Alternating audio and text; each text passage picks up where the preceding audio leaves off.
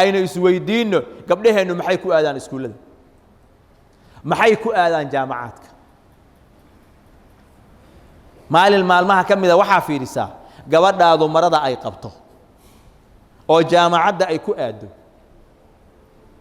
iyo midda iskuulka ku aadayso iyo midda markay qaraabada soo salaamaysa ay ku aadayso ma ilaahay subxaanahu wa tacaala tii uu sheegayba yudniina calayhinna min jalaabiibihin ma jalaabiibtii ilaahay sheegay oo jirkooda ha ku raariciyeen yidhiba mise waa mid kale oo aan jalaabiibti ahayn adigu isweydii hadday tahay midii ilaahay uu sheegay ilaahay hortiisa maalinta qiyaamaha waa baxsanaysa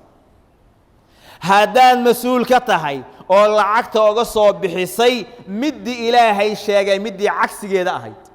waxa aad la dagaalamaysaa waa ilaahay subxaanahu wa tacaala ogow waa amarkii ilaahay uu bixiyey ayaad cagsigiisa dagaal aad ku haysid baa lacagtaada ku bixinaysa ogow waxaa kugu soo maqan xarbi min allah ilaahay xaggiisa waxaad u diyaar garowday inaad u bandhigtid gabdhahaaga faaxishada iyo xumaanta wadadii xumaanta ay ku gaari lahaayeen baana u samaysay bal u fiirso waxaad koontarooshaa xijaabkooda waxaad koontarooshaa xaggay u baxayaan waxaad koontarooshaa waqtiga ay waxbarashada aad u diraysid ma ka yimaadaan oo mise kama yimaadaan waxaad isku daydaa inaad ogaatid meeshay wax ka baranahayaan meel macquul ah oo sharciga ilaahay subxaanahu wa tacaala lagu ilaalinahaya miya mase waa meel rag iyo ajaanibta la isdhex dhigay oo moobeelada la kala qortay oo dariiqa la wada fadhiyo oo meel walba waxa weeyaan lagu wada sheekaysanayo wax kala soocanba aan la arag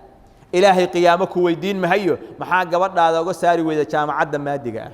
laakiin ilaahay wuxuu ku weydiinayaa maxaad u bari weyda diinta ilaahay subxaanahu wa tacaala wa risqi ilaahay baa haya oo ilaahay baa noo kafaalo qaaday oo risqi waa la helayaa oo wixii ilaahay kuu qoray waayi maysid ee gabadhaada diinta ilaahay iyo khayrka kula dadaal bulshadan mujtamaca ah xaaladda ay ku sugan tahay waa xaalad aad looga naxo nooc kasta oo diinta ilaahay ayna amrayso waxa weeyaan mujtamaceenni waa nooc aan u samaysnayn inuu qaataba